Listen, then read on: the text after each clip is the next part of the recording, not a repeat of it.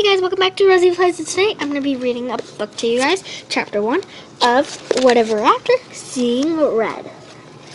So, if you don't, we'll get right to the book. So, ready?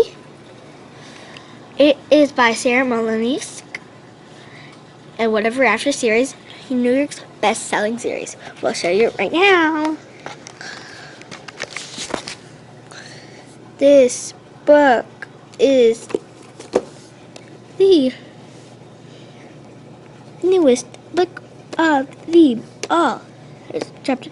Book 1, Book 2, Book 4, Book 5, Book 6, Book 7, Book 8, Book 9, Book 10, Book 11, Book 12. This is Book 12. Actually, no. That's Book 11? Wait, no. Wait. No, that's 12. That's 12. Wait, this one's after, I think. Well, you'll see. But this is Book 12. So, ready? You guys are going to listen to me, and I'm going to shout. I'm going to be loud for you. So, let's go. Let's get started with this. Okay.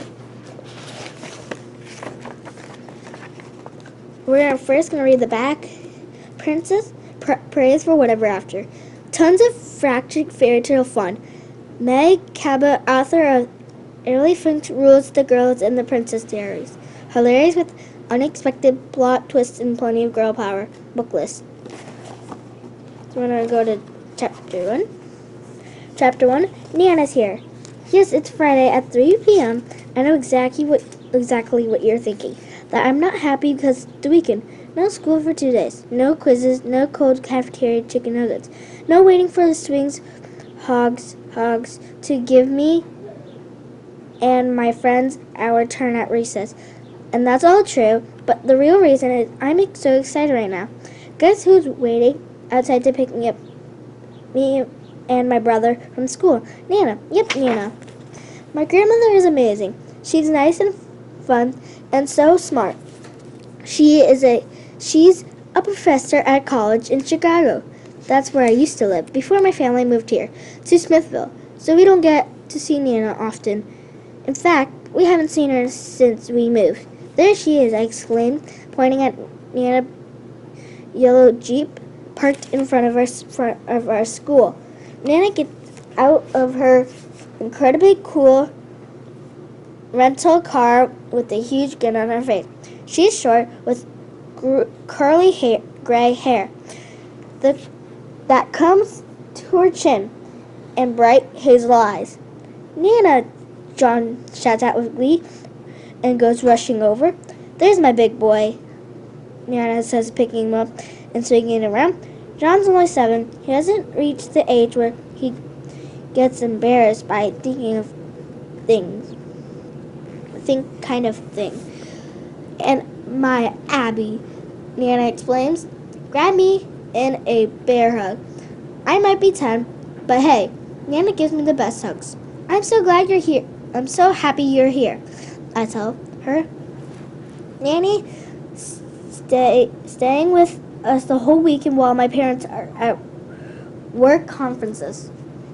Are you all set to go home? Nana asks, opening the back door of the Jeep. I nod happily. I said goodbye to my best friends, Frank and Robbie. Before dashing outside the school, I bet we're having breakfast for dinner, right? John says excitedly as he hops into the car. Nana laughs. Of course we are. French toast with butter and maple syrup and fresh picked strawberries from my garden I brought all the way from Chicago. I love breakfast for dinner, I say. This is already the best day ever.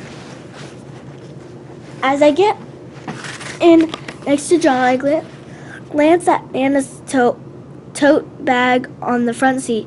Sticking halfway out the big bag is a thick, hard-covered book with dark blue covered gold trim. Oh, I know that book anywhere. It's the Big Book of Fairy Tales. The book must have hundreds of stories in it. Nana has been reading fairy tales to me and John since we were toddlers, maybe even babies. I see you brought our favorite book, I said as I buckle in. Sure did, Nana says, getting into the driver's seat. I'll read you guys a story or two before bed.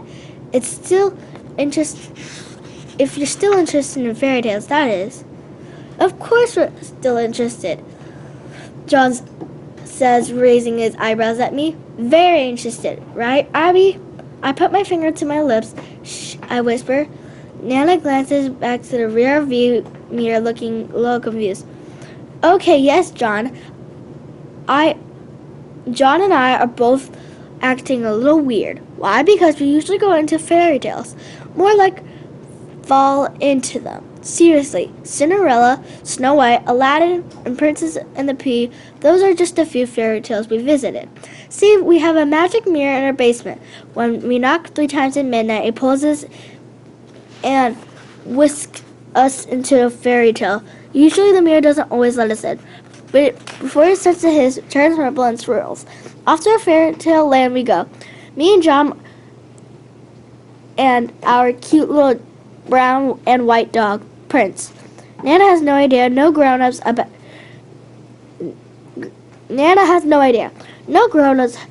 know about the magic mirror. But thanks to Nana that I'm so familiar with fairy tales we end up in. And knowing all the fairy tales can really come in handy, especially when John and I are trying to figure out what's supposed to happen next in the story. So tell me everything about your lives in Smithville, Nana says to me and John as she drives home.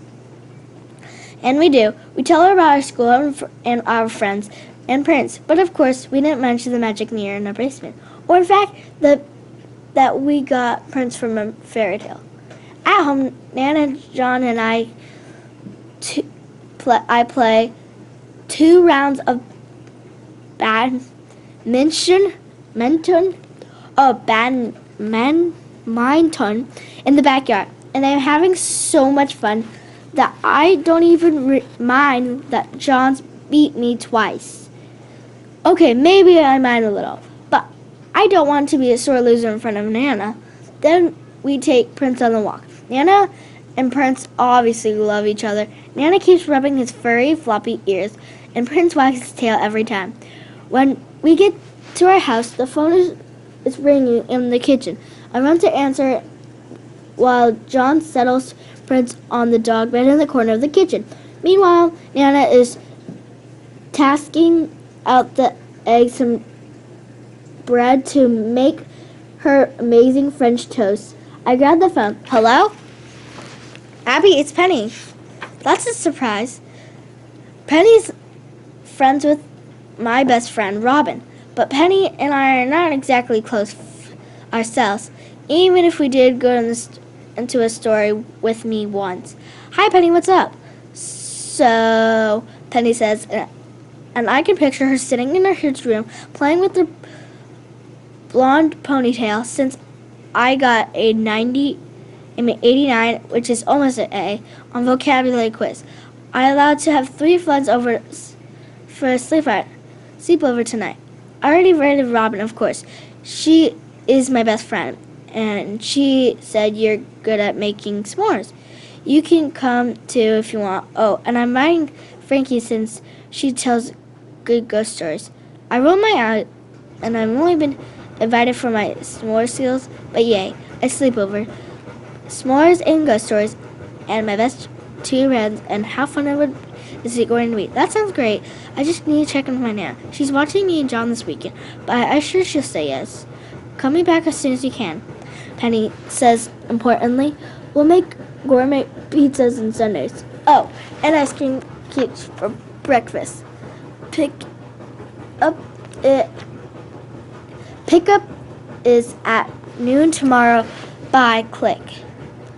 I rushed over to Nana with the phone still in my hand and tell her about Penny's immigrant. Doesn't it sound awesome?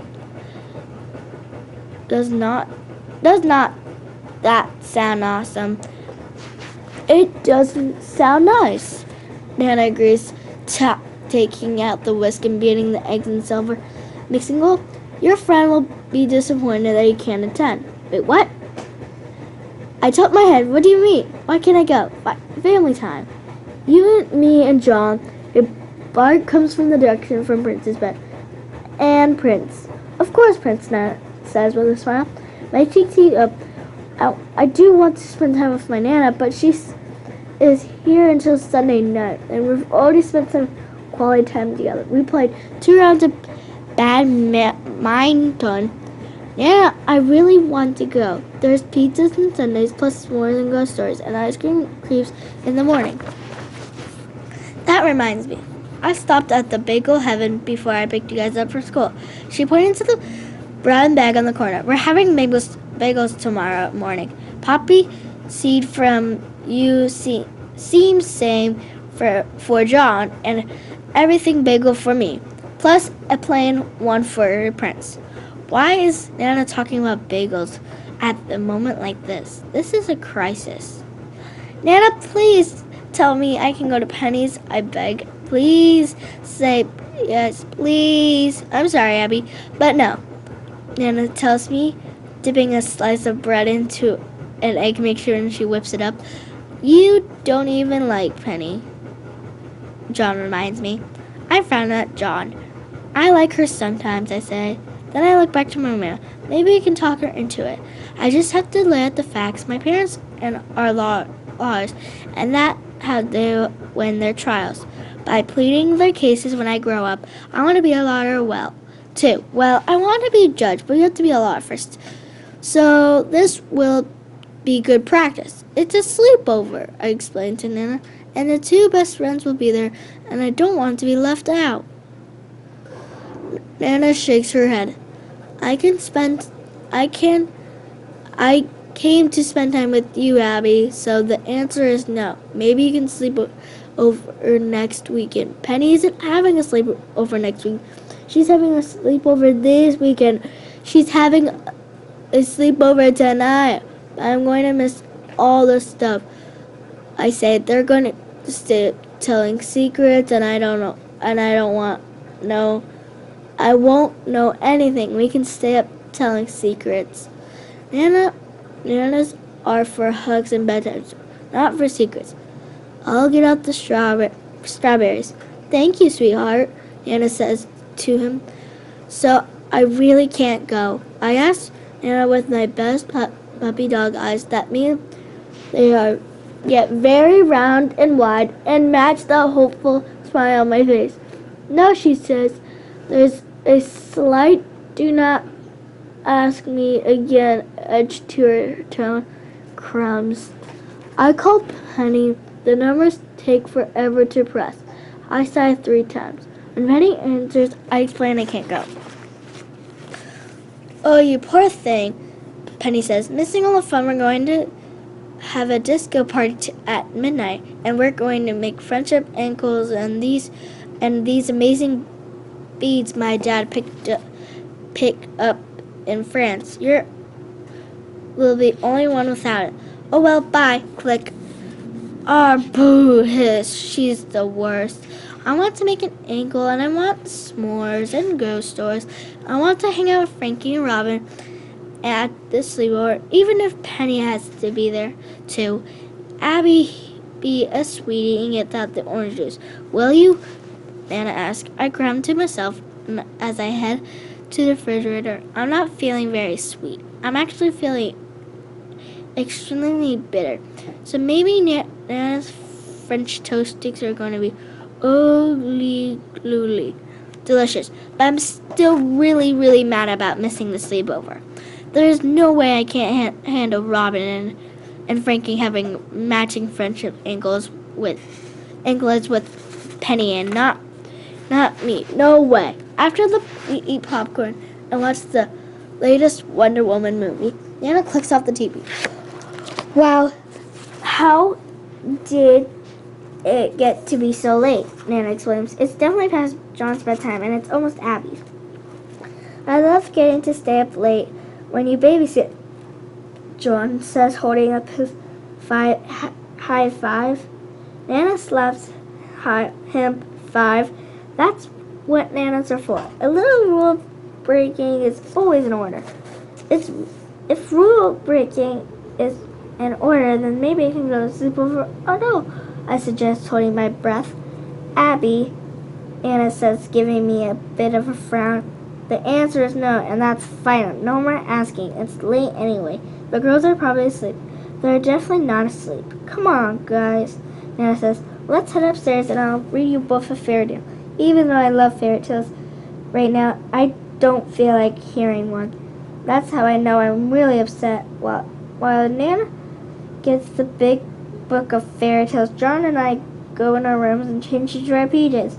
And then we meet in John's room. Nana reads us a story I've never heard about. A princess who doesn't have any friends, but probably because she never allowed to go to sleepovers. Finally, it's lights out. Nana tucks in John, kisses him on the forehead, and then comes into my room, tucks me in. You do understand, right, Abby? Nana says, sitting on the edge of the bed. Family time is important. There will be lots of sleepovers, but we don't get to see each other very often. I know, I say, my throat tightening. Even if I want to sleep over, we would have all day tomorrow and Sunday together. That's way more than enough family time. Nana lifts her chin. Well, she says, and I'm very disappointed in you, voice. It's not enough for me. I haven't seen you in months. I want to spend time with you. You're my favorite granddaughter, my only granddaughter, she says, leans over to kiss me on the forehead. Then she stands up. Okay, good night, Abby. I wish Mom was over here, I say, tearing, burning the back of my eyelids. They would have let me go. I turn over onto my stomach and bury my face in the pillow so I don't cry. You're being rude right now, Abby, Nana says in a quiet voice. That's not that Abby, I know. Hopefully you will apologize in the morning. She walks out of the room and leaving the door slightly ajar. I'm scuffing myself in a pillow, so I throw it on the floor and flip it on onto my back. I sigh and I stare up at the ceiling. I will never fall asleep. I will be too busy thinking about the midnight disco party and fancy French ankles. If only I could sneak to Penny's house without Nana even knowing. I sit right up. Wait a minute. Would the magic mirror take me? If I ask more really nicely, Maris is the fairy who trapped inside our mirror.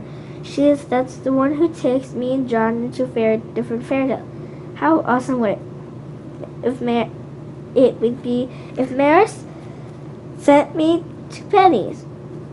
I could just prop right into the middle of the disco party. Hey guys, I've been there the whole time.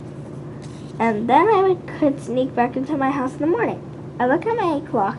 It's 2 hours. It will be midnight. Magic mirror, here I come. This will be all for this video. We are now on chapter 2. This will be all for the video. I hope you guys like, subscribe, and share, and hit the bell for notifications when I upload the next chapter 2 video. So, bye guys.